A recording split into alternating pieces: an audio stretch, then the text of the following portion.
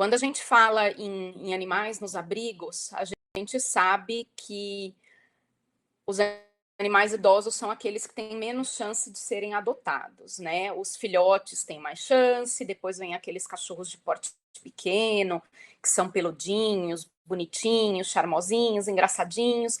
Depois vem os deficientes, depois vem os animais idosos. Infelizmente, isso acontece.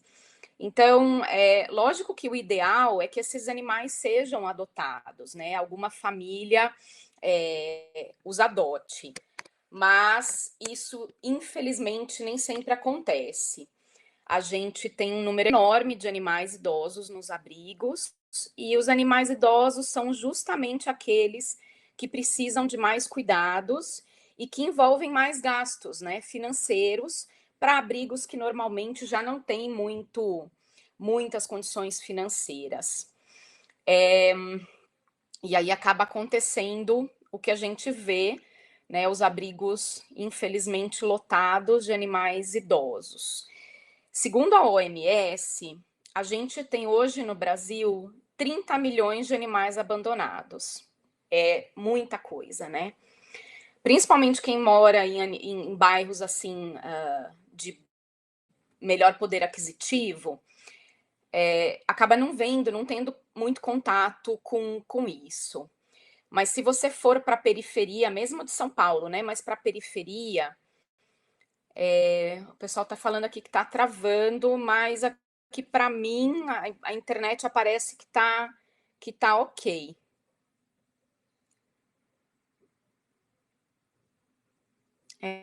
Aqui. Bom, vamos seguindo então. Quem vai para a periferia das grandes cidades ou em regiões mais pobres, cidades menores, a gente consegue ver bem esse número assombroso aí de 30 milhões. Tem uma infinidade de animais abandonados, né, com graus variados de doenças, problemas de pele, ninhadas, enfim, um caos. E, na minha opinião, é uma realidade que a sociedade e os médicos veterinários não podem simplesmente fingir que não existe. É uma realidade bastante dura, mas eu acho que eu falo nós como médicos veterinários, e esses 30 milhões são cães e gatos, segundo a OMS. A gente não vê tanto gato abandonado, porque o gato é um animal que se esconde mais, né? O cachorro não, o cachorro tá sempre ali na rua procurando comida e tal. Mas esses 30 milhões são entre cães e gatos. Segundo a OMS, se não me engano, essa pesquisa foi feita há 2 anos atrás. Eu posso mandar depois o link desse estudo da OMS. Se vocês digitarem no Google OMS 30 milhões de animais abandonados, vocês vão conseguir entrar, acessar fácil. Então, eu acho que nós, como médicos veterinários e como sociedade, como membros da sociedade, a gente presume que nós gostamos de animais, né? Então, acho que a gente não pode fingir que esse problema não existe. E eu costumo também falar que mesmo quem não gosta muito de bicho, gente que não liga, enfim, também fazem parte de resolver o problema, porque os animais que estão abandonados, eles podem causar acidentes de trânsito, eles podem transmitir doenças, as zoonoses, enfim, eles também criam problemas, entre aspas, mesmo para quem não gosta de bicho. Então, eu acredito, eu falo muito isso e tento chamar os colegas, né, veterinários, para a gente também fazer um pouquinho, o que tiver ao nosso alcance, mas fazer um pouquinho para ajudar esses animais e para fazer parte da solução do problema. O maior desafio do médico veterinário que trabalha com abrigos, com ONGs, que faz trabalho voluntário, é equilibrar duas coisas que normalmente são muito opostas. É a realidade do abrigo com as necessidades dos animais que moram lá, né? A imensa maioria dos abrigos, das ONGs, enfim, que existem no Brasil, passam por N dificuldades, né? Principalmente as financeiras. O Brasil é um país pobre, como a gente sabe, é um país desigual. E se a gente for pensar que o salário mínimo, por exemplo, aqui no Brasil, ele não chega a R$ 1.000, e se você parar para pensar que, de repente, numa clínica veterinária particular, uma castração, por exemplo, custa R$ 1.000, R$ 1.300, é incompatível para muita gente que tem uma realidade muito diferente da nossa. Vamos lembrar que todos nós somos privilegiados, né, felizmente, mas quem tem essa realidade acaba não conseguindo oferecer para o seu animal aquilo que a gente espera ou aquilo que a gente gostaria, né? Dentro dessa realidade que eu falo dos abrigos, a gente também precisa lembrar que os abrigos têm condições muito diferentes. Tem gente aqui falando que não está vendo, não está me vendo, só está vendo a apresentação. Mais pessoas está acontecendo isso ou vocês estão conseguindo ver? Aqui tá normal, tá? Normal, ok. Ah, maravilha, maravilha. Vocês vão me falando qualquer problema, tá, gente? Dentro dos abrigos e ONGs, a gente não tem um quadro homogêneo, né? A gente não tem uma receita de bolo, a gente não tem uma receita pronta para todos os abrigos e ONGs que funcionem nesses locais. Por quê? Porque eles têm realidades muito diferentes.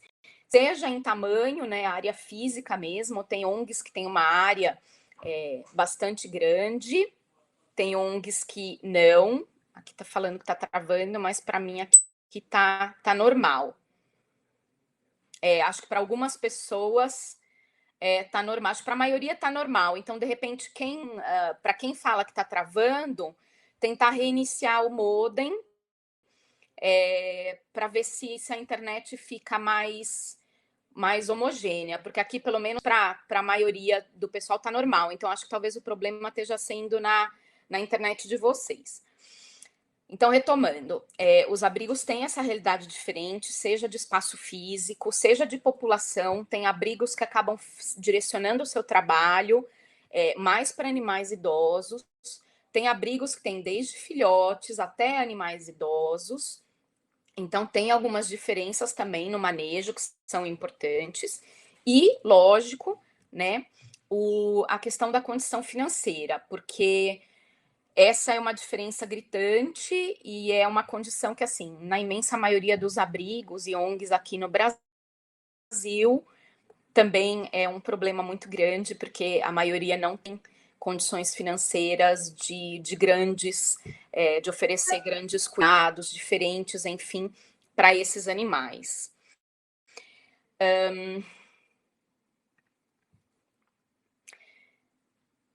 Num abrigo, o que a gente espera, né, que ele ofereça para todos os animais lá, e quando eu falo em abrigo, embora hoje a minha palestra seja mais direcionada para cães e gatos, existem abrigos aqui no Brasil, inclusive, que cuidam de outros animais.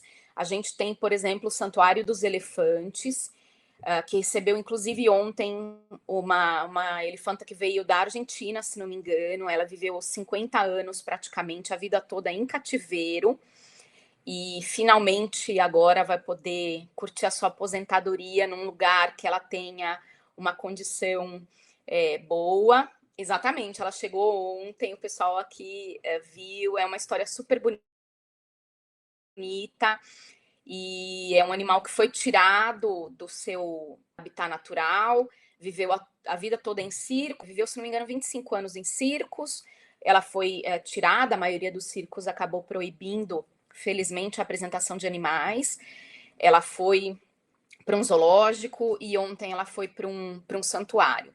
Então, a gente tem sim no Brasil instituições, ONGs, abrigos, que cuidam de burrinhos, que cuidam, enfim, de outros animais. A gente tem aqui em São Paulo o Rancho dos Gnomos, também é um santuário que tem animais silvestres, tem ursos. onças, leopardos, mas hoje realmente é mais focado para cães e gatos essa palestra. Então, o que a gente espera de um abrigo, qualquer abrigo que seja, para qualquer animal, fornecer alimento adequado e água fresca, sempre à vontade, abrigo e conforto, né? Então, abrigo de chuva, de sol forte, do frio, e cuidar da saúde física e mental. Lembrando, né, que a saúde não é só a ausência da doença. O animal tem que ser bem cuidado, né? E aí, o que que nós, como médicos veterinários, podemos fazer? Qual é o nosso papel atendendo o abrigo? A gente teve um aumento aí nos últimos anos. Eu acho que tem gente sempre para falar mal de qualquer coisa que a gente faça, né? Sendo um trabalho bom ou ruim, sempre vai aparecer alguém que fale mal. Então, eu também conheço o trabalho do Santuário dos Elefantes. É, acho que se eles causaram um impacto ambiental, ele foi muito pequeno, considerando hoje o trabalho que eles fazem, né? Então, como eu sempre, é, tem gente sempre que vai reclamar de qualquer coisa que a gente faça. Então, a gente tem que fazer o melhor trabalho que a gente pode, dentro das condições que a gente tem. Como veterinários, o que a gente pode fazer ali no abrigo? Nos últimos anos, a gente teve, né, um aumento do número de ONGs, de abrigos, principalmente direcionados para cães e gatos. O lado bom, lógico, é que tiveram mais animais sendo resgatados e cuidados. O lado ruim é que, lógico, que tem muita gente.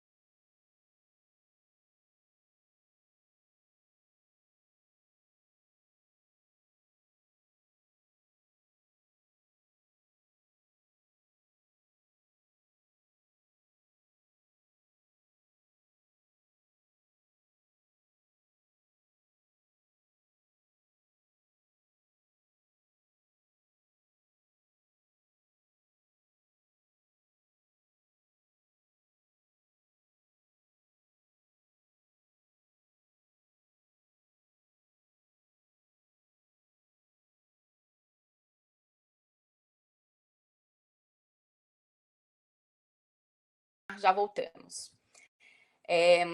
Então, como eu estava dizendo, todos esses indivíduos que com boas intenções, pelo menos a maioria, mas não tem condições, não tem conhecimento, não tem treinamento, muitas vezes, para fazer um trabalho adequado para esses animais.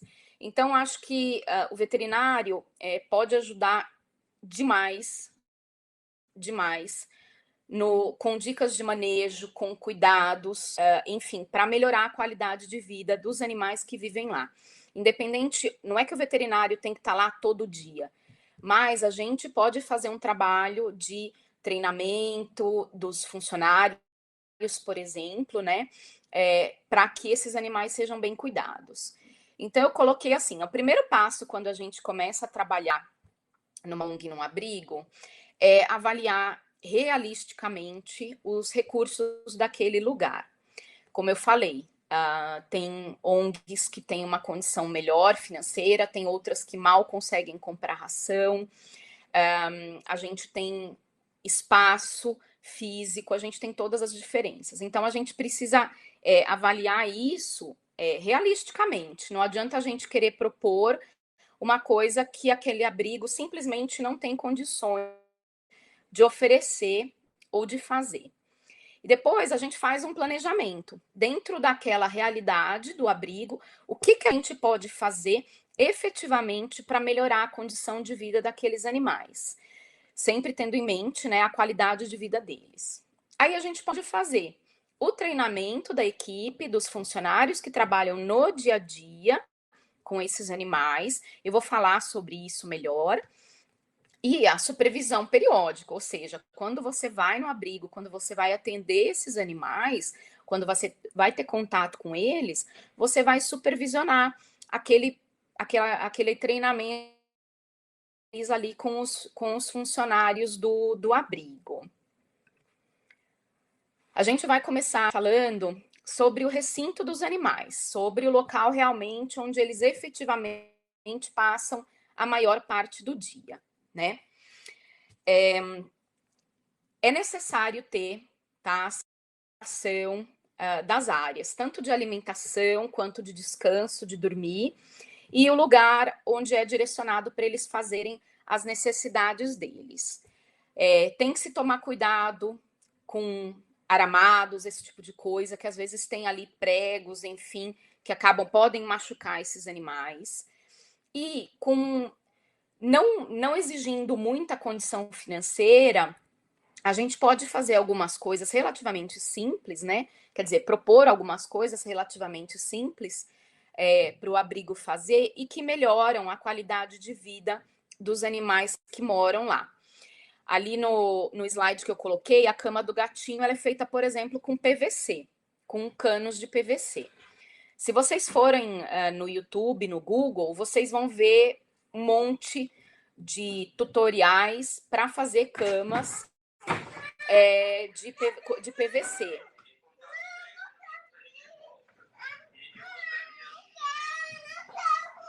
Tem que avaliar.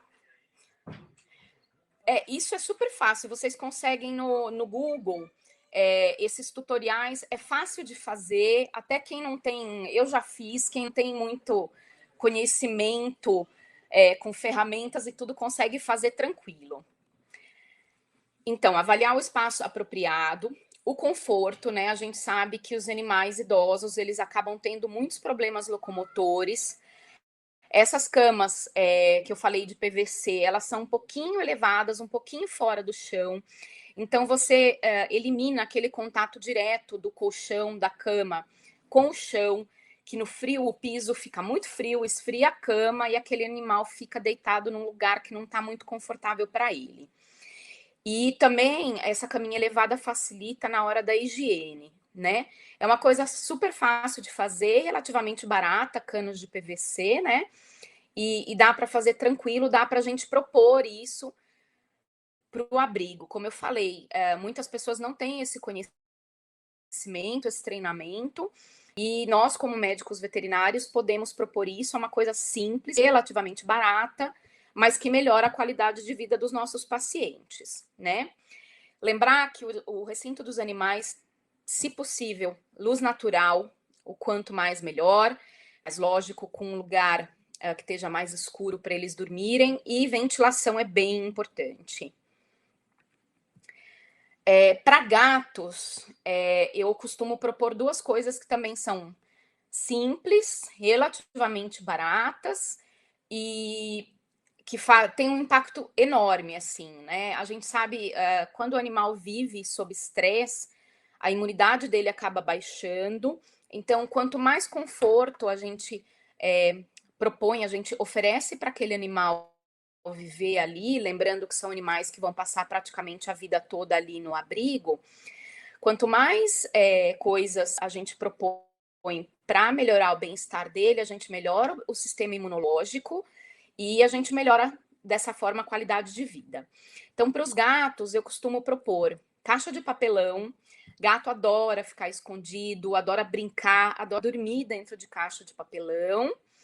E prateleiras de madeira mesmo, com aquela mão francesa. Como eu falei, são coisas relativamente baratas, mas que melhoram a qualidade de vida dos animais em abrigos, e nossos gatos ficam felizes da vida. Dá para colocar, aí na imagem até tem alguns comedouros em cima dessas prateleiras, né?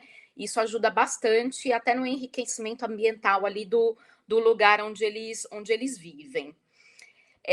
Lembrando que o piso do local ele tem que ser fácil de lavar, tá, gente? A limpeza é essencial ali para a qualidade de vida deles.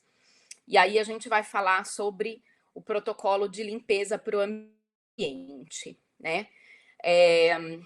Limpar é diferente muitas vezes de desinfectar, né? Então, o ideal para fazer a limpeza, né? Então, quando você pode fazer esse treinamento com o pessoal ou repassar, né, essas orientações para o pessoal que lidar ali no dia a dia com os animais do abrigo, tirar a matéria orgânica, né, que tem ali, lavar com água e sabão, aquele sabão em pó que é daquele mais baratinho, ele é ótimo para fazer a limpeza, né, para esfregar e para limpar o chão.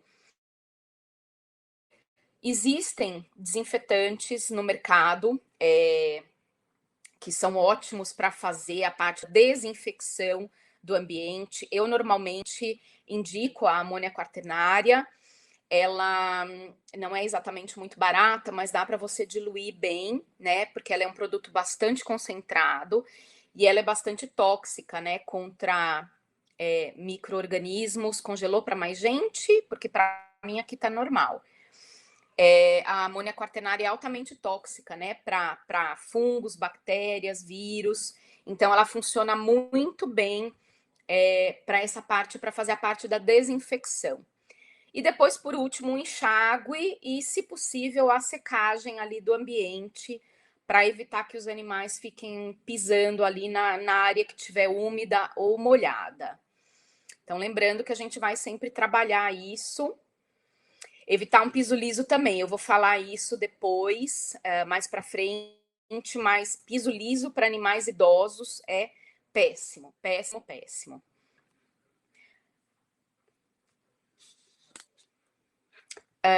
Além disso, além da limpeza do recinto em si, eventualmente, né, tem que fazer a limpeza, a lavagem de cobertor, de cama, de colchonete, enfim, qualquer coisa que esteja ali para o conforto deles e secar muito bem seco, deixar aquilo no sol realmente para secar. A limpeza de comedouros e bebedouros é essencial. A gente já cansou de ver, eu já cansei de ver. Às vezes você vai em algum lugar e isso acontece mesmo em casas, tá? Não é só em abrigos, não. Aquela vasilha de água com aquele limo ali na parte de baixo, né? Tem que lembrar também de lavar os comedouros e os bebedouros. Caixa de papelão jogar fora, né? Eu falo assim, você vai pegando quando vai no colocando, depois passou um tempo, eventualmente os animais fazem xixi, cocô ali dentro, você joga fora e pega outra. Caixa de papelão, na maioria dos supermercados, é bem fácil, né, de conseguir. Então, cada um pega uma ou duas quando vai no supermercado. O abrigo tem sempre caixa de papelão ali para usar. E uma coisa também importante nos abrigos é controle de pragas, de ratos, de roedores, principalmente nos lugares onde a ração é armazenada, né? Normalmente as ONGs e os abrigos eles recebem uma quantidade enorme de ração e aquilo fica armazenado num lugar para sendo aos poucos oferecida para os animais. E não tem jeito, né? Acaba aparecendo praga, roedor ali, além de fura saco de ração, acaba estragando aquela ração, porque abre aquele saco de ração, além de transmitir a leptospirose, né? Então tem que ser feito o controle de pragas e roedores. Agora vamos falar sobre a saúde física, né?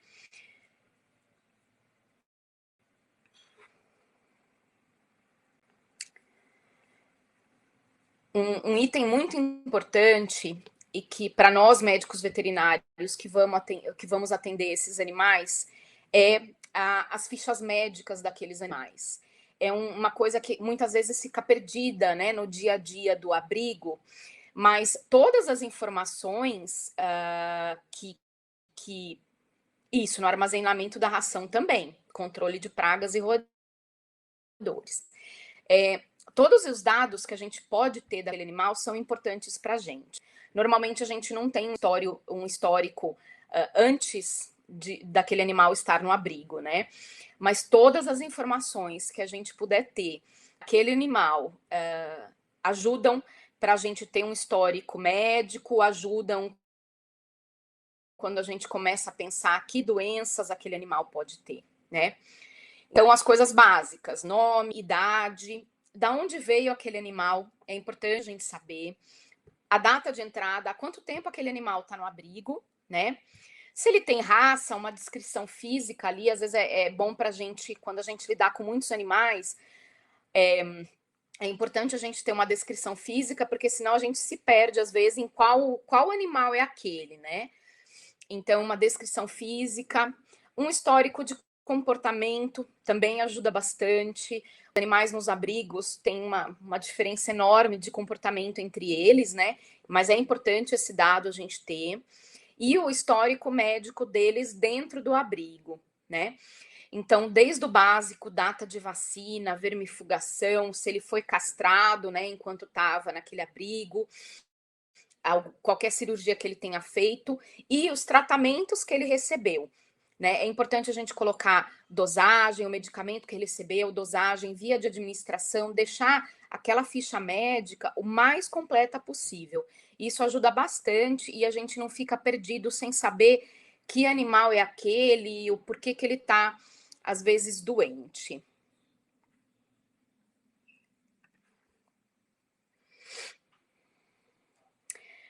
Uma coisa que parece meio boba, mas é importante a gente ter um protocolo de emergências médicas. Orientar o pessoal que está ali no abrigo, na ONG, no dia a dia, se houver uma emergência com aquele animal, pode ser uma briga, né, que um animal fique bastante machucado, pode ser algum tipo de trauma, aquele animal caiu de um local, fraturou. O que vai ser feito, né?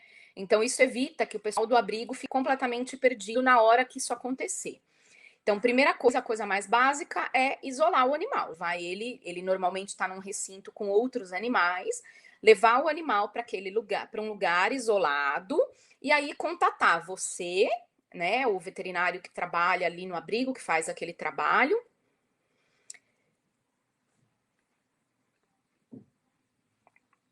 Quando tem denúncia de maus tratos. Denúncia de maus tratos é uma coisa bastante complicada.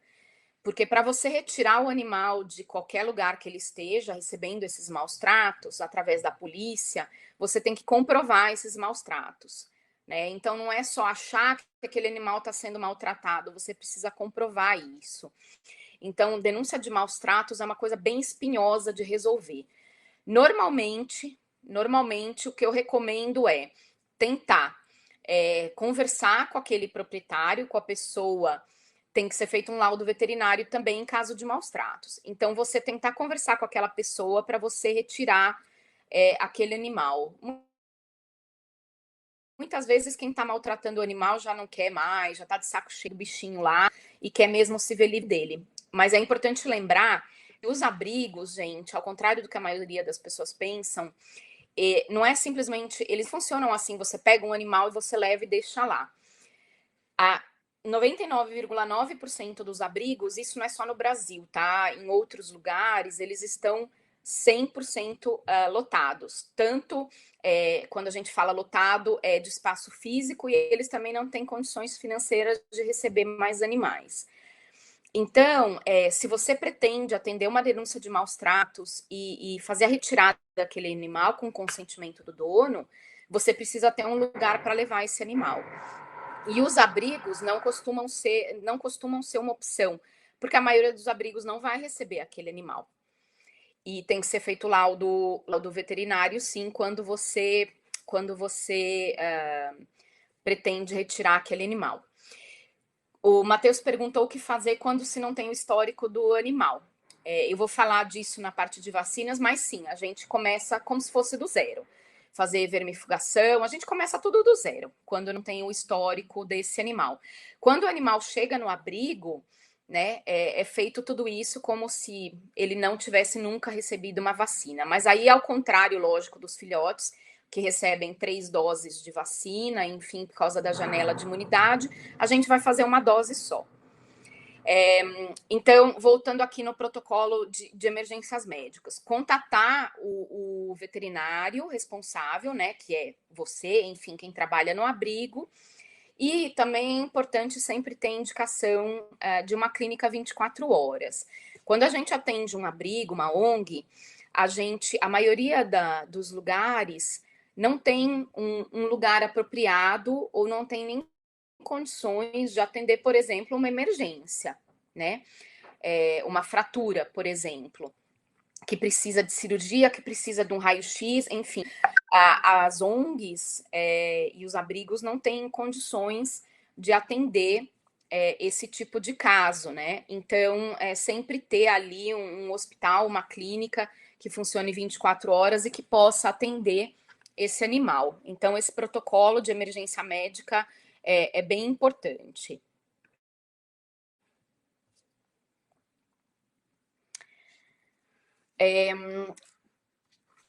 Treinar os funcionários para identificar problemas de saúde. A maioria dos funcionários que trabalha nesses locais, eles não têm nenhum tipo de formação para reconhecer, por exemplo, um problema de saúde. Então, é importante a gente fazer um treinamento, a gente conversar, a gente orientar essas pessoas que estão no dia a dia convivendo com os animais, para que elas possam reconhecer alguns problemas de saúde e aí chamar a gente, né? Chamar quem atende esse abrigo. Então, as pessoas que cuidam no dia a dia desses animais, todos os dias devem fazer ali uma observação. Sempre antes de fazer a limpeza, porque, lógico, se você tiver ali um quadro de diarreia, de vômito, você já, na hora de entrar no recinto, você já vai ver e tentar identificar o animal. Então, assim, tentar avaliar consumo de água e alimento. Quando você coloca o alimento para esse animal, ele comeu? Ele não comeu? Urina e fezes, o comportamento, locomoção, aquele animal que está sempre deitado, que não quer levantar da caminha, que você chama, ele não levanta, que você oferece comida, ele não levanta. E ferimentos, né? Quem está ali no dia a dia pode observar ali de perto esses animais e identificar problemas de pele, ferimentos que eles, de repente, às vezes até brincando, um fez no outro. Então, treinar esses animais, por exemplo, essas pessoas para reconhecer o calor, aquele animal que está super ofegante, aquele animal que está com frio, não para de tremer, está tentando se esconder, ele está sentindo frio. Então, essas pessoas que estão no dia a dia, elas podem sim ajudar a gente no nosso trabalho, ajudar reconhecendo algumas coisas e aí, lógico, contatar a gente, o veterinário que trabalha ali. Sobre controle de parasitas, né? Esse é o nosso maior, um dos nossos grandes dramas, né? Quando você tem ali, por exemplo, uma diarreia no recinto, você não viu aquele animal fazendo, você não consegue identificar. Normalmente, os animais que estão num quadro de gastroenterite, de diarreia, por exemplo, eles têm alguns outros sintomas. Então, é aquele animal. Às vezes, eles estão com a área ali do ânus suja, né? Toda melecada ali por causa da diarreia. No vômito, a mesma coisa, fica sujeira. É aquele animal que está normalmente mais paradinho, mais quietinho. Mas, em alguns casos, no primeiro dia, você não consegue identificar mesmo qual animal que está fazendo. A gente reza, né, para o pessoal que está lá ter a sorte, de repente, de quando está limpando o recinto, de quando está alimentando os animais, esse animal que está com diarreia ou com vômito, por exemplo, com sangue na urina, fazer naquele momento, mas nem sempre isso é possível. Então, a gente acaba contando ali com a observação de outros fatores, né? E de repente, no primeiro dia, a gente realmente não consegue identificar qual animal que teve, principalmente quando é um episódio ali isolado. Sobre controle de parasitas. Os animais que vivem em abrigos normalmente têm uma área com grama, são muitos animais juntos. Então, sim, eles precisam também ser vermifugados, tá? Um vermífugo de amplo espectro. Eu, normalmente, se não existe uma mudança na população daquele recinto, né? Se a gente considera que aqueles animais estão vivendo todos juntos, eu normalmente recomendo fazer 2 vezes por ano. É lógico que aí a gente entra naquela coisa de tentar encaixar com a condição do abrigo, tá? Mas fazer a vermifugação, um vermífugo de amplo espectro. Normalmente não é possível todo mês, mas de vez em quando, pelo menos, conseguir passar um antipulgas e carrapatos nos animais, né? A gente sabe todas as doenças que as pulgas e os carrapatos principalmente doenças graves, né? Como a babesiose, a erliquiose, eles trazem. Então é importante fazer o tratamento do animal preventivo e a gente sempre tem que ter cuidado com a contaminação ambiental. Se você identifica na população ali daquele abrigo pulgas, carrapatos, significa que eles também vão estar no ambiente, né? Então, esse ambiente também precisa ser tratado. Além de tratar os animais, esse ambiente também não tem, na verdade. São os que a gente usa aí no dia a dia mesmo, eles são tóxicos tanto para pessoas quanto para animais, então eu sempre recomendo quem for aplicar, tá usando máscara, né? Não aplicar de jeito nenhum debaixo do sol em dias quentes, né? Fazer a diluição certinha. Muita gente faz a diluição no olhômetro, sabe? Vai misturando ali e jogando, mas fazer orientar essa diluição tem que ser feita realmente de acordo com o rótulo, tá? A pessoa que for fazer, usar máscara, não fazer nos horários quentes do dia, debaixo do sol, né? E, essencial, fazer a separação dos animais. Caltrina e Companhia Limitada não são, Botox, enfim, eles não são para aplicação nos animais, eles são para aplicação só no ambiente, tá? Principalmente na periferia, muita gente ainda usa esses produtos nos animais, infelizmente, causam umas intoxicações bastante graves, né? Então, isso cabe a nós, veterinários, fazer essa orientação, né? Então, ter cuidado sempre com a contaminação ambiental.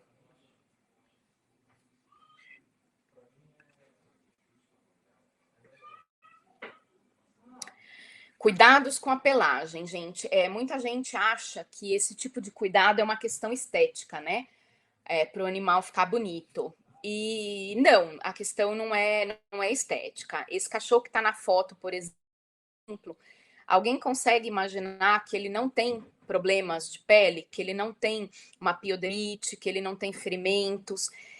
Não dá, né, para imaginar. Quer dizer, todo esse nó, esse pelo embolado, junto com sujeira, óbvio que favorece problemas na pele ali. Então, isso precisa também ser tratado, não por uma questão estética, mas por uma questão de saúde mesmo do animal. Então, a máquina de tosa é uma coisa essencial para o abrigo ter, pelo menos para cuidar desses animais que estão ali com a pelagem dessa forma, para fazer a tosa e, lógico, não deixar o animal chegar a ficar desse jeito, né? Então, uma máquina de tosa é uma boa aquisição para um abrigo e, lógico, a orientação e o cuidado do funcionário que vai fazer isso. A maioria dos abrigos não tem condições de levar, né, os seus animais para fazer o banho e tosa num pet shop, mas pelo menos se eles tiverem ali produtos adequados para dar banho, né, no animal, um shampoo, um sabonete adequado para dar banho no animal e uma máquina de tosa também. Então, a sarna demodécica, sim, ela não é uma sarna que passa, né, que transmite de animal para animal, mas os animais que têm a sarna demodécica, eles já têm ali um comprometimento na pele. Quando você coloca uma pele que já tem ali o Demodex canis, e aí você mantém essa pele úmida, porque lógico que um animal que está cheio, com pelo todo embolado, a pele está úmida e está suja. Então acaba tendo uma piodermite. Então sim, o animal que vive num abrigo com sarna demodécica, ele tem que ter um cuidado assim muito, muito grande com pelagem e com a higiene do ambiente, né? Porque é um animal que já tem ali a pele propensa, né? Qualquer baixa de imunidade, infecção, acaba aparecendo essa sarna demodécica. Então, o cuidado com a pelagem e a higiene é absolutamente essencial. Falar agora sobre alimentação. A gente já teve aqui, né, na cena do idoso, eu assisti também as palestras, é, falando sobre. A gente teve aí uma palestra sobre nutrição, né, de animais idosos. É, então, vocês já sabem, acho que bastante.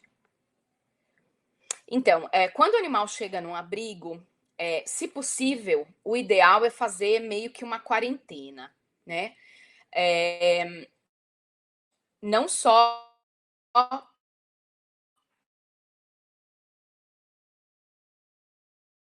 também, eu já trabalhei, logo que eu me formei, eu trabalhei muito tempo na periferia, e lá tem muitos casos de animais que têm dono e que chegam daquele jeito, como tá naquela foto ali do coisa. Também já vi isso. Quando o animal chega no abrigo, o ideal é que ele faça uma quarentena.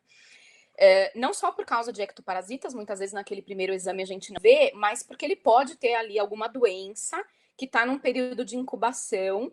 Então, ele não tem sintomas da doença, mas ele está ali carregando um vírus, e se você coloca ele direto com outros animais, ele vai transmitir essa doença. Muita gente acha que, por exemplo, a sinomose é uma doença de animais só filhotes, né? Só jovens. Isso não é verdade. Tem animais idosos que têm uma baixa de imunidade e acabam tendo sinomose. Eu já vi isso várias vezes. Então, quando o animal chega num abrigo, o ideal é que ele faça uma quarentena num lugar separado. Eu costumo indicar essa quarentena por mais ou menos 10 dias, tá? Porque nesse meio tempo você faz a vermifugação, você passa ali uma pulga e carrapato, né? E você consegue observar se aquele animal tem alguma virose, algum problema de saúde que possa ser transmitida para os outros animais que vivem no abrigo, tá? Então, assim, a quarentena, ela é bastante necessária. Eu já vi abrigos que, assim, tiveram, não estou exagerando, 20% da população dos indivíduos, porque entrou ali um animal com sinomose e ele foi colocado direto no recinto, e aí você vai transmitindo de um animal para um outro, de um animal para um outro. É, quem cuida dos animais acaba transmitindo também, carregando vírus, né? E quando eu trabalho abrigos que têm populações muito diferentes, então vou dar um exemplo. Um abrigo que tem animais idosos, né, que estão ali já há muito tempo, ele tem recinto com animais adultos e ele tem recintos com animais filhotes. Os animais idosos, que são os animais que estão ali mais tempo, são os primeiros animais que devem ser cuidados. E a partir daí, quando você vai cuidar dos filhotes, o funcionário que vai cuidar deles, o ideal é que ele esteja de luva, de bota, e ele tire essa luva, essas botas, para cuidar dos filhotes, né? Lavar bem as mãos, lavar todo o equipamento, né? Então, se ele levou um balde, por exemplo, para lavar um recinto, ter o cuidado, né? Quando for lavar o outro recinto, ter o cuidado de lavar, de higienizar esse balde, porque como eu falei, eu já vi abrigos que tiveram, assim, muitos indivíduos que acabaram morrendo. Então, quando o animal faz a quarentena, eu indico fazer a vacinação, mas não no momento que ele chegue. Normalmente, justamente por causa disso, para evitar que, se aquele animal tem alguma doença ali pré-existente, mas que ainda não tem sintoma, você, quando aplica a vacina, você acaba, não que você provoque a doença, mas você baixa a imunidade do animal e aí ele acaba apresentando a doença. Então, Material de construção, assim, o melhor piso, na verdade, é o cimento, um cimento que você consegue lavar. Azulejo é péssimo para animais idosos, porque ele escorrega demais, ele é liso, ele escorrega demais, principalmente quando ele está úmido, né? Então, o ideal é qualquer tipo de piso, cimento ou um piso que seja relativamente fácil de lavar e que não seja liso, né? Todo liso. Então, normalmente o cimento, ele acaba sendo bom para isso. Ele não é exatamente confortável, mas justamente quando o lugar onde os animais de descanso tem que ter o acolchoado, aquela cama mais um pouquinho mais alta. Então, voltando aqui sobre alimentação. A ração, o ideal é que seja uma ração sênior, né? Como a gente até já viu na palestra de ontem ou anteontem, agora não me lembro. A ração sênior, a gente tem que lembrar que tem antioxidantes, tem ômega 3, ela tem mais proteína, tem menos carboidratos, então ela é preparada já pensando nesse animal idoso, nesse animal que tem necessidades diferentes, né? E a ração é a melhor possível dentro das condições daquele abrigo, né? Tem muitas marcas de ração no mercado. Acho que a gente, como veterinário, consegue, junto ao pessoal do abrigo, a condição financeira que esse pessoal tem para investir na ração, a gente pode tentar escolher a melhor possível dentro daquela realidade. Uma coisa bastante importante para animais idosos e que também é uma modificação fácil de fazer é o comedouro, o bebedouro elevado. Lógico que, né, não precisa comprar aqueles comedouros prontos no pet shop elevados. Se puder fazer isso, lógico que é ótimo, mas não é necessário. Você pode colocar ali o alimento em cima de uma estrutura ou em cima de um banquinho, né? Colocar ali o comedouro e o bebedouro. Por que é importante isso? O animal idoso já tem, às vezes, alguma dificuldade ali na deglutição, além de muitas vezes ele ter ali problemas na coluna cervical e ficar com aquele pescoço ali para baixo para se alimentar, acaba dificultando a hora da alimentação. Se um animal sente dor abaixando o pescoço por ter uma hérnia, por ter qualquer alteração na coluna cervical, se ele sente dor quando ele se abaixa o pescoço para comer, é lógico que ele vai comer menos, é lógico que ele não vai querer comer bem. Então, levantar esse comedouro, bebedouro no nível próximo para o animal ajuda bastante. De preferência, a gente oferecer a mesma ração para todos os animais daquele recinto. É bastante difícil fazer alimentação de um ou outro animal com uma ração diferente, tá? Então, se possível, usar sempre a mesma ração para todos os animais e não ficar trocando de ração. Por isso que é importante, né, a gente sentar e pensar numa ração a melhor possível dentro da condição daquele abrigo, justamente porque assim, a troca repentina, principalmente para os animais idosos, é péssima, né? Você dá uma ração no dia seguinte você dá outra ração, eles acabam sim tendo problemas como diarreia, vômito, que acaba gerando uma inapetência, que acaba gerando um emagrecimento. Então, se possível, sempre tentar manter a mesma ração, né? Não ficar fazendo troca repentina e, se for necessário, trocar ração. O pessoal do abrigo tem que ser orientado de fazer essa troca ali paulatinamente. Então, começar com maior quantidade da ração que o animal já come e diminuir e um pouquinho da ração, da quantidade da ração nova, aos pouquinhos diminuir a quantidade da ração antiga e aumentar a quantidade da ração nova, tá? Mas, se possível, realmente ficar evitando essa troca de ração.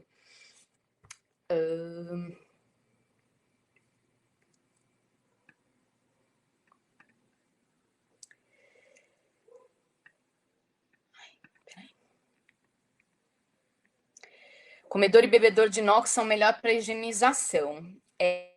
O melhor comedouro, bebedouro, eu acho, é aquele de cerâmica.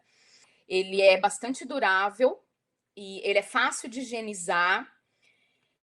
E então acho que o de cerâmica é uma excelente opção. Ele é mais durável também.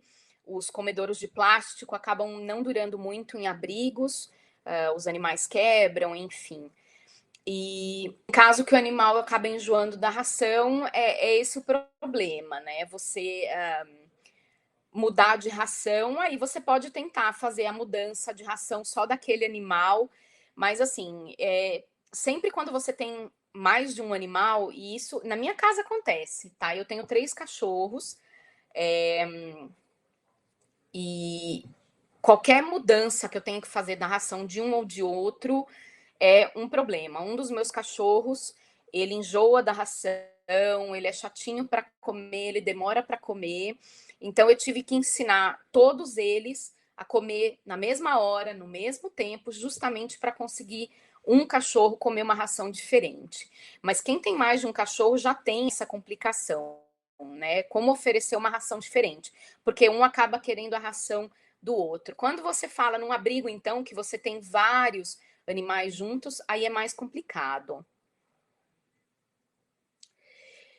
Então, Maria Eduarda, você perguntou sobre a comida caseira, né? Comida caseira é complicado quando você fala num abrigo, porque é um volume de alimento muito grande e quem vai fazer isso, né? É complicado. Quando você insere ali num abrigo um animal que não estava acostumado a comer ração, primeiro a gente tem 2 coisas a considerar. Quando eu faço já há alguns anos trabalhos em aldeias indígenas, né? E essa última que eu faço trabalho, eu vou uma vez por mês lá. Quando eu comecei a ir lá, os animais estavam acostumados a comer uma mistura de fubá com arroz, que é o que os indígenas comem, né? Para ter ali os carboidratos. E era isso que os animais comiam. Lógico que eles estavam bastante magros, né? E a pelagem feia, enfim. Mas eu imaginei que eles não iam querer comer ração. E eles comeram muito bem, com apetite, com vontade. Então, muitas vezes, aquele animal que foi para o abrigo, a gente tem que lembrar que ele não é um animal, normalmente, na maioria das vezes, que tinha um lar, uma casa. Então, ele está com fome. Então, é raro, é muito raro aquele animal que, apesar de estar acostumado a comer resto de comida, furar lixo, enfim, é bastante raro aquele animal que não vai comer a ração que você vai oferecer. Na maioria das vezes, eles vão comer a ração. Se ele não come ração, se ele realmente não come a ração, aquele período que eu falei de quarentena é justamente para adaptar esse animal a comer ração. Então, você começa misturando qualquer alimento ali junto com a ração, né? Então, pode ser uma daquelas latinhas de comida úmida que a pessoa compra, pode ser ali um arroz com um frango desfiado, um vegetal, você mistura na ração. E durante aquele período de quarentena, você vai diminuindo a quantidade de comida que está misturado ali na ração, para que ele coma só ração. Se você oferecer alimento, comida para um animal e oferecer ração para os outros, vai ser briga na certa, porque é lógico que todos eles vão querer comer a comida, né? E aí também sobre a ração. Tentar monitorar essa alimentação dos animais. Então, o funcionário que vai oferecer aquela ração, ele observar se o animal está comendo, se não está, se ele está tendo alguma dificuldade. E lembrar que o alimento, a ração, ela deve ser suficiente para todos os animais que estão ali naquele recinto, né? Para evitar o ganho de peso, e é importante essa monitoração, porque quando você tem tem vários animais se alimentando, tem um que come super rápido e ele vai querer comer a ração dos outros. E sempre, se você deixar aquela ração ali, um animal, sempre tem alguns animais que comem mais devagar, que são mais chatinhos, mais difíceis para comer, e aquele animal não vai se alimentar. Então, é importante ter ali um funcionário, ter uma monitoração durante a alimentação, justamente para evitar que um animal coma demais e que outro não coma.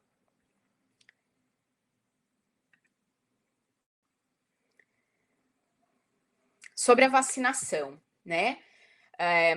ela deve ser feita anualmente nos animais ali de abrigos e sempre com a vacina múltipla, né? No caso dos gatos, a tríplice ou a quádrupla e uma dose da antirrábica. É importante lembrar, né? Que eu já falei aqui, mas você nunca inserir, principalmente num grupo de animais idosos que tem ali um sistema imunológico mais comprometido, nunca inserir um animal assim que veio da rua, você não sabe nada, ele não teve uma quarentena e colocar aquele animal ali. Para você introduzir um animal no recinto, ele tem que estar vermifugado, ele tem que estar vacinado e ele tem que estar com aplicação de algum antipulga e carrapato. Isso se ele estava saudável, né? Então, o animal saudável que você que entrou ali naquele abrigo tem que ser feito isso. Se o animal estiver doente, é lógico que ele tem que ser tratado antes de ser inserido ali naquela população.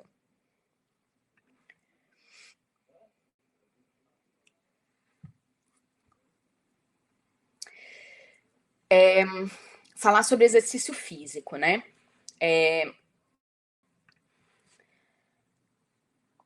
Principalmente entre os animais idosos, que tem um comprometimento ali no sistema locomotor, é bastante natural que eles acabem ficando mais tempo deitados. E isso é muito ruim porque você acaba aumentando o número de problemas que ele já tem, né? Então, aquele animal que fica ali deitado, ele perde massa muscular, ele tá perdendo densidade óssea, ele está perdendo mobilidade nas articulações.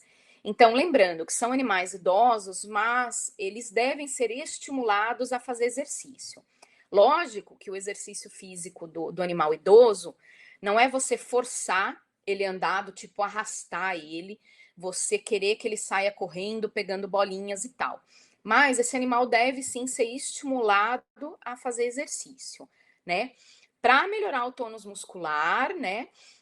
Contribuir para a manutenção do peso. Tem muitos animais idosos que acabam ficando mais deitados ali e tem um ganho de peso significativo. E esse ganho de peso vai dificultar ainda mais os problemas que ele já tem no sistema locomotor. E justamente estimular a mobilidade dele. E como que a gente pode fazer isso?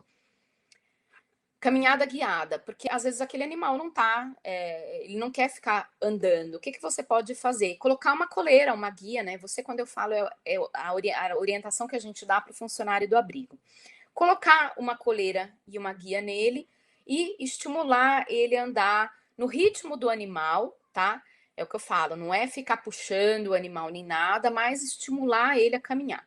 Em muitos casos, só do funcionário, que é aquela pessoa que os animais estão acostumados a lidar no dia a dia, só dele chamar o animal já vai atrás dele.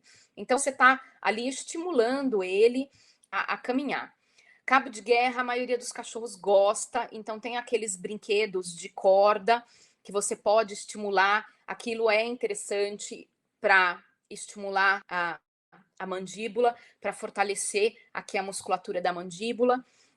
Brinquedos do tipo bolinha mesmo, jogar, porque tem muitos animais que adoram brincar e acabam não brincando porque no abrigo a maioria das pessoas não se preocupa com isso, né? O exercício físico, que é tão importante para a saúde mental, acaba ficando de lado. Mas são coisas simples que no abrigo podem ser feitas e ajuda demais a qualidade de vida desses animais. Então, o que eu falei, estimular, jogar uma bola, jogar um brinquedo e estimular a interação entre os animais, né? Com aqueles brinquedos que um pode puxar de um lado, um do outro, você também pode tentar estimular os animais nessas brincadeiras, né? Eu coloquei aqui para a gente falar sobre saúde mental, né? A gente normalmente é uma coisa que acaba ficando negligenciada, deixada de lado. Isso às vezes até nas casas das pessoas, né? É muito comum o proprietário que tem um animal idoso, o animal fica lá deitado na caminha o dia todo e o proprietário acaba muitas vezes nem sabendo como fazer isso, né? Nem sabendo como estimular aquele animal a sair daquela caminha. Então, a gente precisa pensar que A saúde mental também é importante. Então, aí envolve o exercício físico, que eu já falei, né? A oportunidade de expressar o comportamento da sua espécie. Vou dar um exemplo. Para os gatos, os arranhadores, né? A oportunidade de arranhar. Isso muitos gatos fazem naquela caixinha de papelão que a gente falou lá na frente. Lembra da importância? Dentro dessa oportunidade de expressar o comportamento da espécie, os gatos gostam de se esconder. Então, eu coloquei aí arranhadores e prateleiras para os gatos, né? As caixas de papelão, no enriquecimento ambiental. Os cachorros gostam de morder.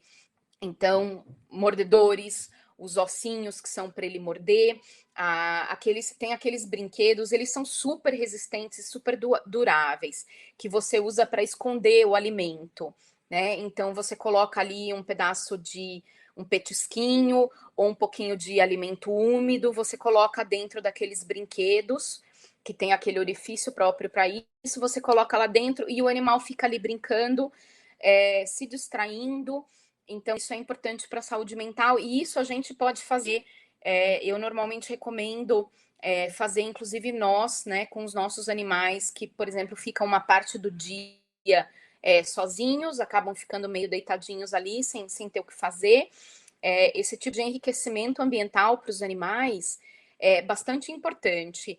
E para os animais os nossos que têm casa, dos nossos clientes, diminui a coisa do animal querer detonar móvel, rasgar, furar coisas, enfim, também ajuda. E aí a gente passa para o atendimento veterinário em si. A gente já falou sobre como a gente pode orientar quem está ali no dia a dia do abrigo, os funcionários, a administração, a melhorar a qualidade de vida do animal. Agora a gente vai falar sobre o nosso papel mesmo, o nosso trabalho dentro daquele abrigo.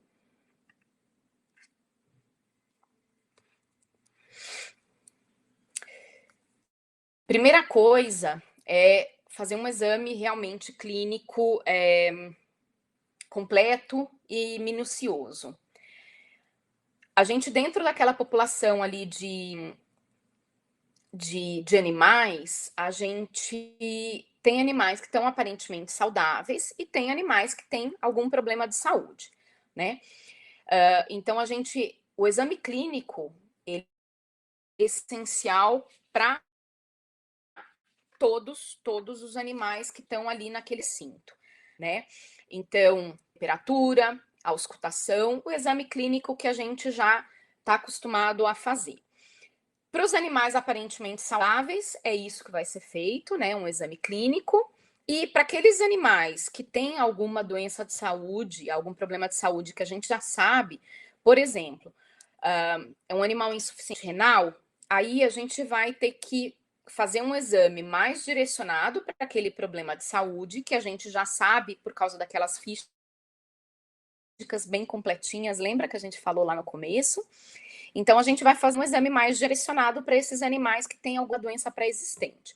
Então, por exemplo, se é um animal que a gente já sabe que é insuficiente, a gente precisa avaliar a hidratação, a gente precisa conversar com quem está lá no dia a dia do abrigo, se esse animal está consumindo água, se ele está urinando, né? E, de repente, né, se houver necessidade, pedir algum exame complementar para aquele animal que a gente já sabe que tem uma doença pré-existente.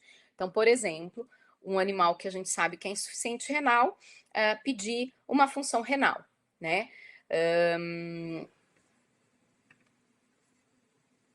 Qualquer problema de saúde que o animal tenha, que você precise receitar, qualquer remédio, qualquer tipo de tratamento, primeira coisa que tem que ser feita, ele tem que ser explicado para quem está ali no abrigo no dia a dia com aqueles animais. Então, tanto para a administração como para os funcionários. Como é que eles vão fazer o tratamento, a medicação daquele animal, né? Você tem que lembrar que normalmente, na maioria dos abrigos, você não tem um veterinário trabalhando exclusivamente lá. Infelizmente, a maioria dos abrigos não tem condições de ter ali um funcionário funcionário, um veterinário como funcionário do abrigo, né? Trabalhando ali exclusivamente. Então, toda a medicação, todo o tratamento, ele tem que ser explicado verbalmente e deixado por escrito ali, tudo bem facinho, bem explicadinho. E você tem que ter certeza que todo mundo entendeu a medicação e o que foi recomendado, né? A gente tem que lembrar que aquelas pessoas que têm o nosso conhecimento, o nosso treinamento, não são obrigadas a nascer sabendo nada, então você precisa explicar. Eu coloquei aqui como exemplo, né, principalmente quando a gente lidar com uma população idosa num abrigo, a gente tem que pensar que tem muitos animais que estão tomando remédio, né? Seja porque eles têm problemas cardíacos, locomotores, tem que tomar uma vitamina, enfim. Você tem vários animais ali em tratamento, tomando, enfim, qualquer tipo de medicação. Então, eu sugiro sempre ter um quadro como esse da foto. Esse quadro é do projeto Segunda Chance, que é uma ONG que eu faço parte aqui em São Paulo. Quem quiser acompanhar via Instagram é @segundachance. Eles fazem um trabalho sensacional. A população, a maioria dos animais lá são mais de 100 animais no projeto Segunda Chance, mais de 100 cães. E a maioria dos animais que moram lá, que vivem lá, são idosos. Então, esse é um exemplo de um quadro que é de fácil entendimento, para ter ali, fica um quadro que fica ali junto com as medicações, para que os funcionários consigam fazer o tratamento, a medicação de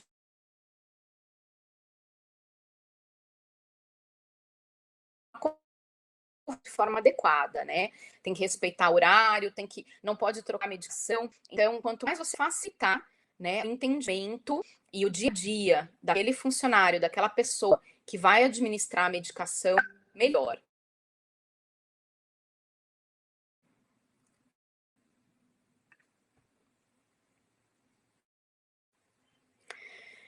Vou falar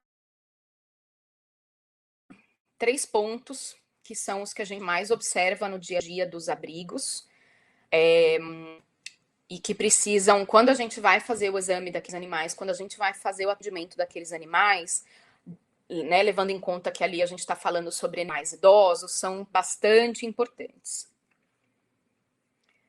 Primeiro é a dentição. Eu já vi N vezes, isso acontece também no nosso dia a dia na clínica com proprietários, né? Muita gente imagina que o tártaro, aquela boca meio fedida, o único problema é esse, é a boca meio feinha, meio fedida. E o menor problema, né, do tártaro é esse.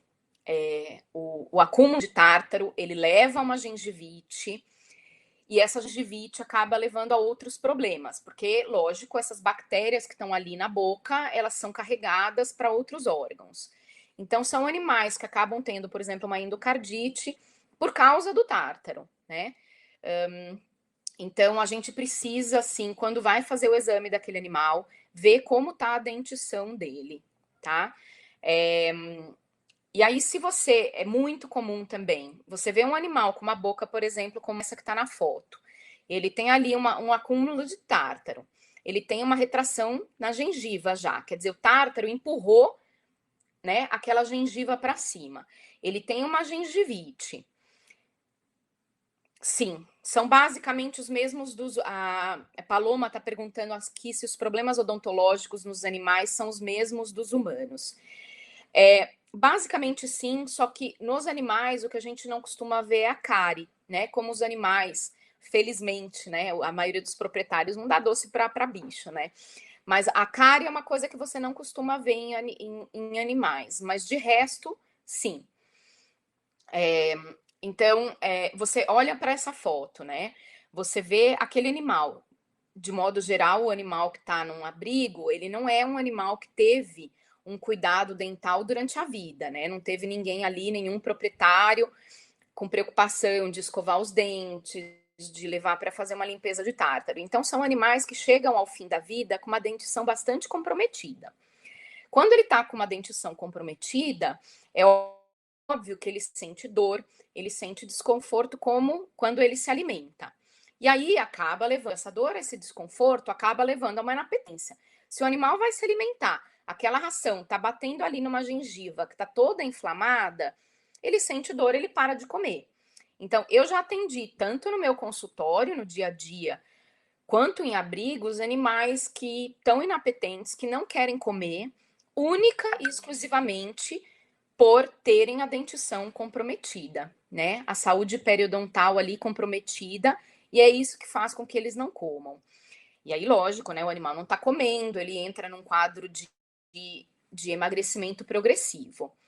Então, dentição é uma coisa que a gente tem que prestar muita atenção quando do atendimento do animal idoso, tanto de abrigo quanto na sua clínica, no seu dia a dia normal, tá? Isso vale para cachorro, isso vale para gato também.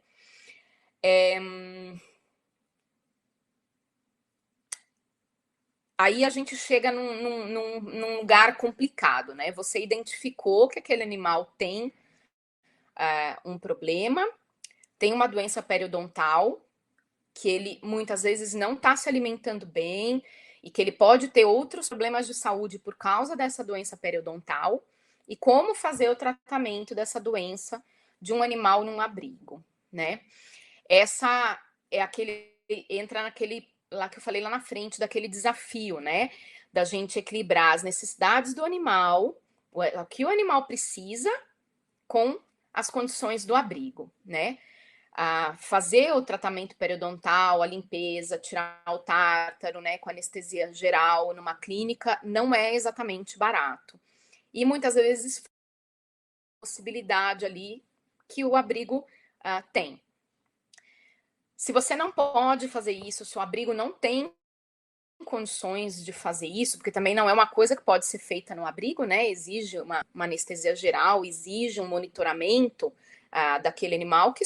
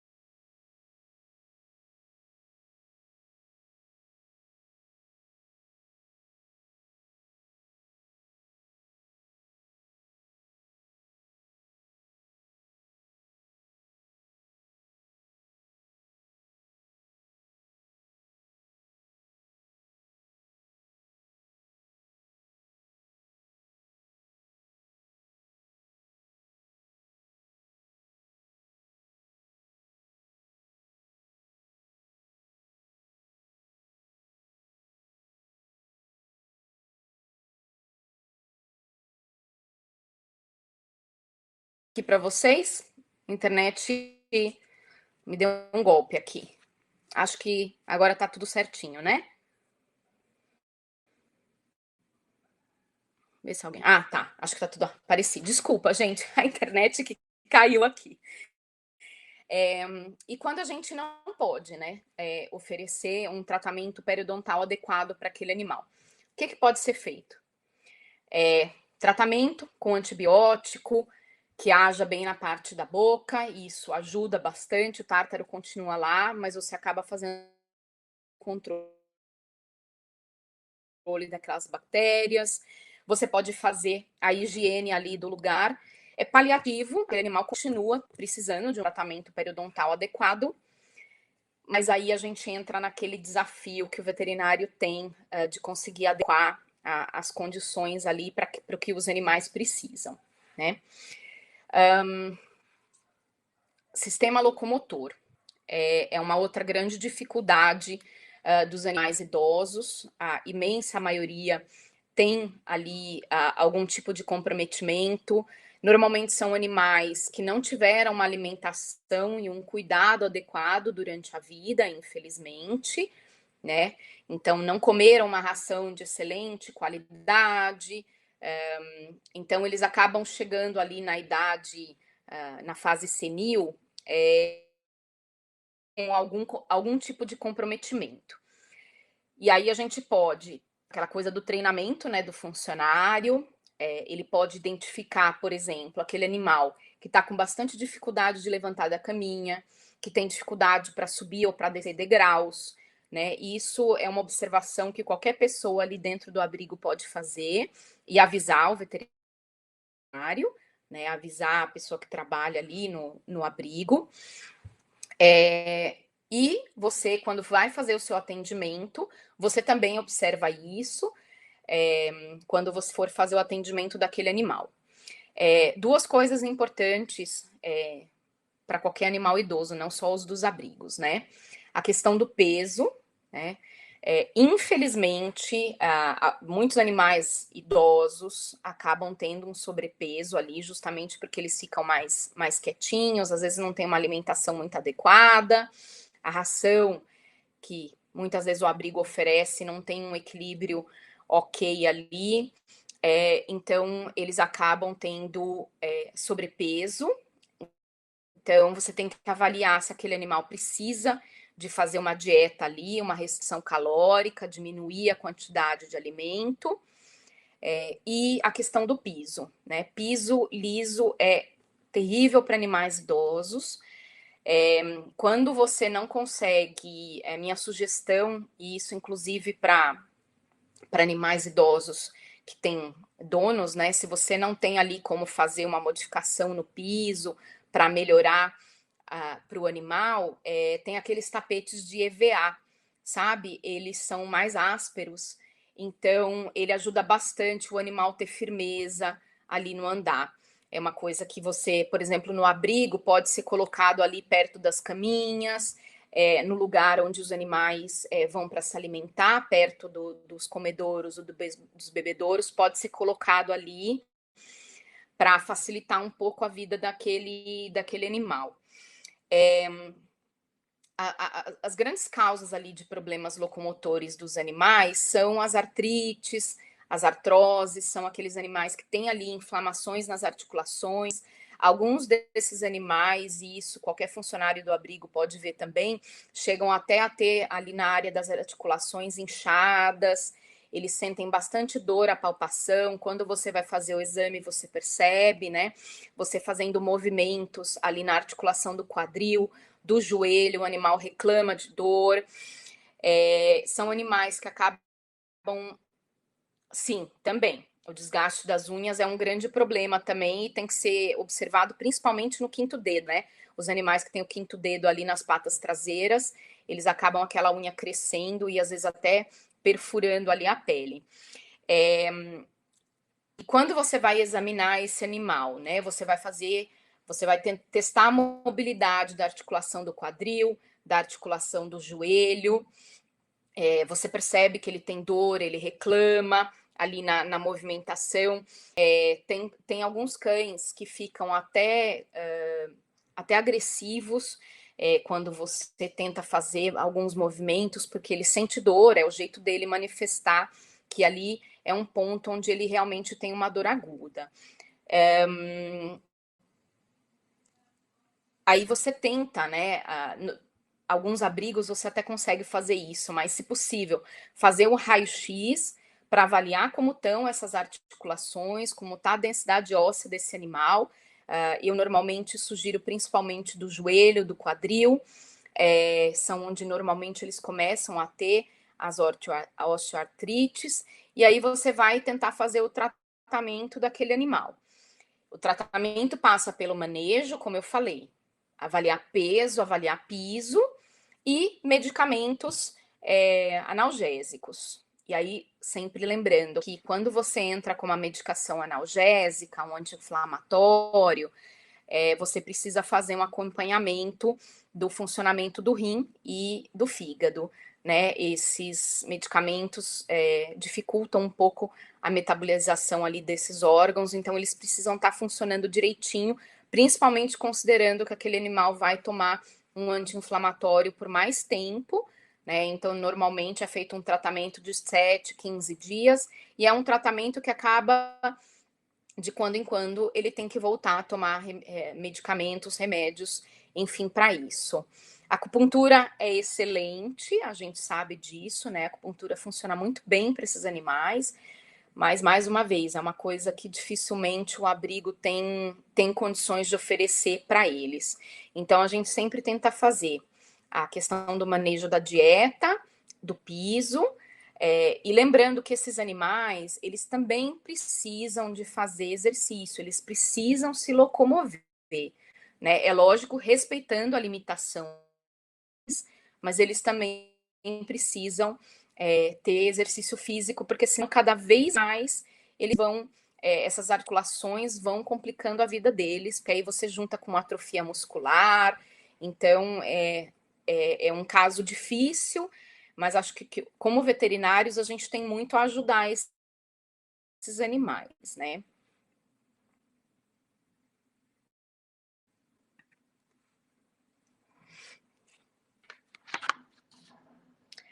Neoplasias. A gente precisa, quando você vai fazer o seu exame clínico ali no seu animal idoso, a gente tem que pensar, fazer uma palpação super minuciosa, tá? Por todo o corpo do animal. E uma observação também bastante minuciosa. Esse gatinho que eu postei a foto, ele tem essa lesão na pele, né? Em cima ali do olho. Essa lesão é um mastocitoma, né? Então, ela não é uma ferida, não é um abscesso, é um mastocitoma. Então, a gente tem que ter bastante atenção, principalmente em feridas, lesões na pele que não cicatrizam, né? Em muitos casos, nos animais idosos, elas são algum tipo de neoplasia. Então, fazer a palpação de todo o animal, nas fêmeas que normalmente foram castradas com mais idade, já foram castradas adultas, observar principalmente a cadeia mamária, tá? E isso é o que a gente consegue ver na parte externa, né? Fazer a palpação e a observação bastante minuciosa. E aí tem alguns indicativos de neoplasias na parte interna. A gente tem que lembrar, quando a gente atende abrigos, ONGs, a gente pode e deve, obviamente, pedir exames complementares, mas não é aquele caso que você pode pedir 30 exames, porque eles não vão ter condições de fazer, né? Ou pelo menos a imensa maioria não. Por exemplo, aquele cão macho que tem dificuldade de urinar, né? Que ele agacha, ele levanta a perninha, isso muitas vezes o próprio tratador, a pessoa que está ali no dia a dia observa, que ele tem dificuldade de urinar, ele pode ter uma neoplasia na próstata, né? Aí você pede um ultrassom de abdômen. Aquele animal que tem um emagrecimento progressivo, que ele está inapetente, que ele sente dor, a palpação abdominal. Aí você vai pedir também um ultrassom de abdômen, um hemograma, né? O que está consumindo muita água, que está também com dificuldade de urinar, a urina com cheiro forte. Você pode pedir um ultrassom de abdômen e uma função renal. Então, a gente também precisa, aliado ao exame clínico, de um exame clínico bastante minucioso, justamente para saber que tipo de exames complementares a gente vai pedir, né? Porque, infelizmente, o abrigo muitas vezes mal e mal tem condição de fazer 2 ou 3 exames complementares. Não é o caso de você pedir uma montanha de exames, porque realmente o abrigo não vai ter condições de fazer. E aí, o que você pode oferecer de tratamento para aquele animal, né? Alguns tratamentos são viáveis, são possíveis dentro da realidade do abrigo, em outros não. De exames complementares, mesmo para os animais que estão aparentemente saudáveis no abrigo, a gente sempre recomenda fazer alguns, uma vez por ano, a cada 2 anos, enfim, de acordo, sempre lembrando da condição do abrigo. Que acho que é o básico do básico do básico do básico. É um hemograma, uma função renal e hepática e um ecocardiograma, né? Nos animais idosos é muito comum aparecerem essas doenças, né? Problemas nas válvulas mitrais, uma insuficiência cardíaca, uma insuficiência renal, hepática.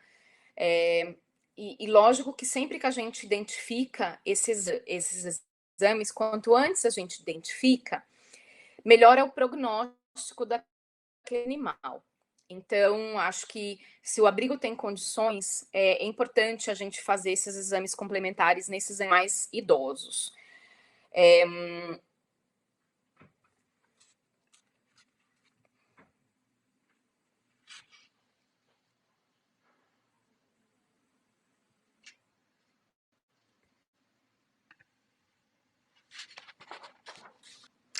Eu já vou responder essa pergunta, depois eu vou colocar aí que é interessante para todo mundo. Eu vou só finalizar aqui com aquela parte que é bastante difícil, né? Que é a eutanásia, mas que é importante a gente falar dela.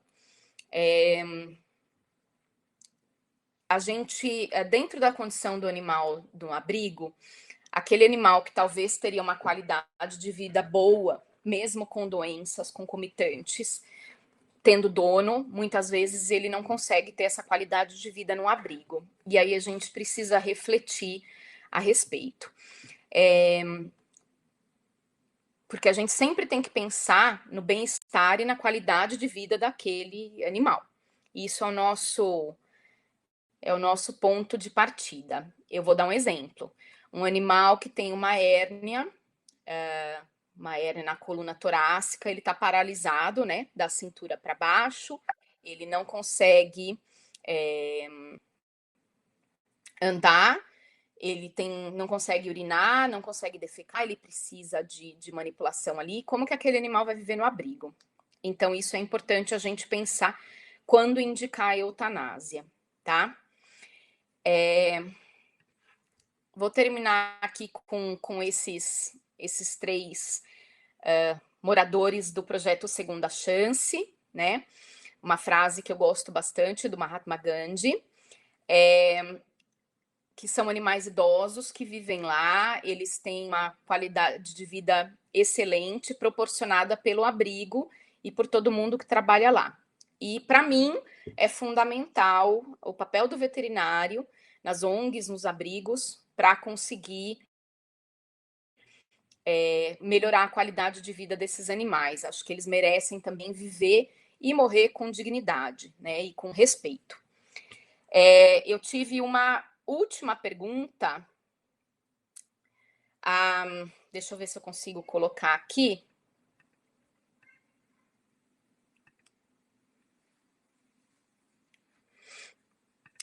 Da amônia quaternária, se ela é indicada para limpeza de artis e caixa de areia, sim, também é. E uma pessoa perguntou, a Raíssa, lá do Facebook,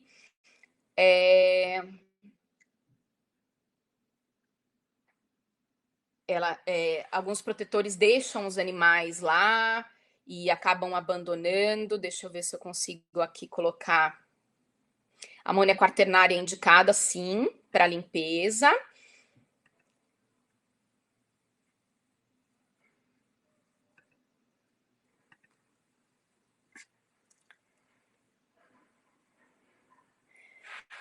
Então, gente, a questão. Essa é uma questão bastante complicada, né? Os protetores, quem deixa o animal no abrigo, tem que ser cobrado, né? A parte de cobrado é meio complicado, porque se a pessoa está enrolando, enfim, não existe uma receita pronta para resolver isso. A gente tem que ligar, tem que entrar em contato e cobrar isso de ser feito. E eu conheço muitos abrigos que simplesmente deixaram de receber animais de outras pessoas, justamente porque elas acabam deixando os animais lá sobre os cuidados dos abrigos. A sugestão sempre é, se o abrigo vai receber de um protetor, enfim, fazer um contratinho, né? Bem completinho, com CPF, RG, todos os contatos, dizendo que essa pessoa vai assumir os gastos com aquele animal, etc., e tentar cobrar isso da pessoa. Mas é uma situação assim bem difícil. Sobre ONGs que precisam de trabalho voluntário, tem várias ONGs que precisam de trabalho voluntário, trabalho mesmo, né? Sempre tem muito o que fazer nesse local. Minha sugestão é entrar em contato, pesquisa no Google, ONGs da cidade que você está, pesquisa no Google e oferece, né? Olha, eu tô fazendo faculdade de veterinária, gostaria de ajudar no trabalho do abrigo, o que eu posso fazer? Né? E aí conversar realmente com a pessoa lá do abrigo. Quando o abrigo está lotado, não tem espaço, estrutura para fazer quarentena. Gente, é uma coisa tão essencial que a minha sugestão é sempre deixar um espaço não muito grande, não precisa de muita coisa, mas para fazer a quarentena. Como eu falei, eu já vi abrigos que perderam muitos indivíduos por conta disso.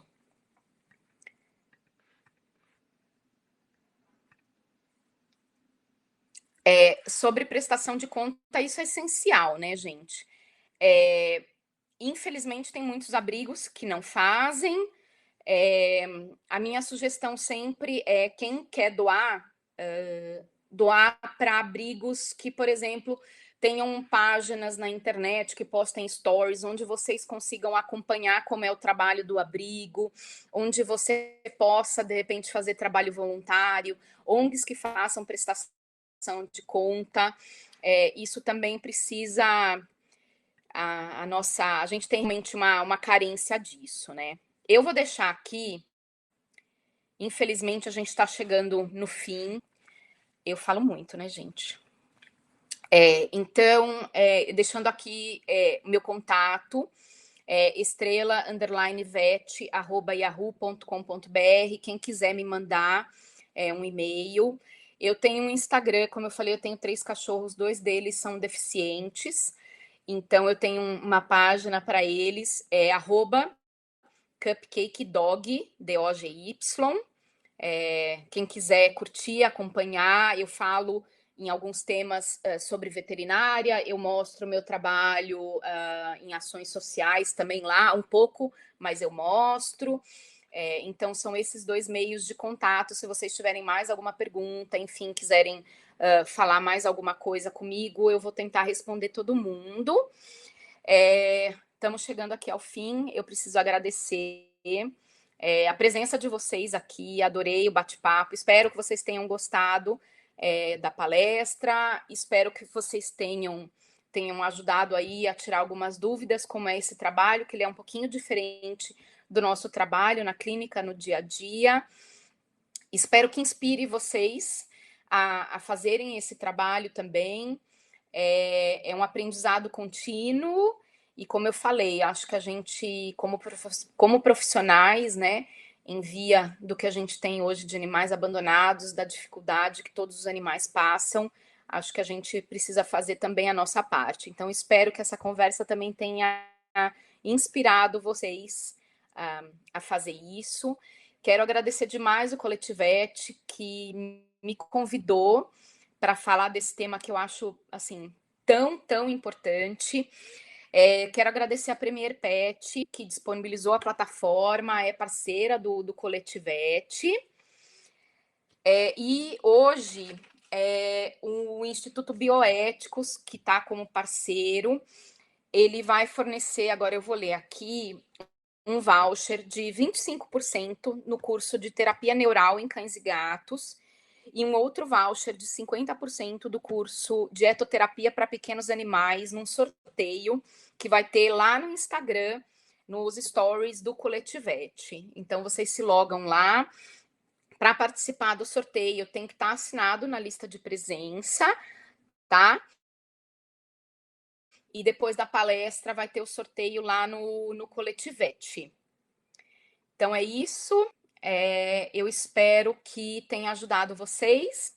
E eu agradeço a vocês todos que assistiram aqui. Quem quiser entrar em contato, tiver alguma dúvida, faz isso pelo e-mail ou pelo Instagram que eu passei.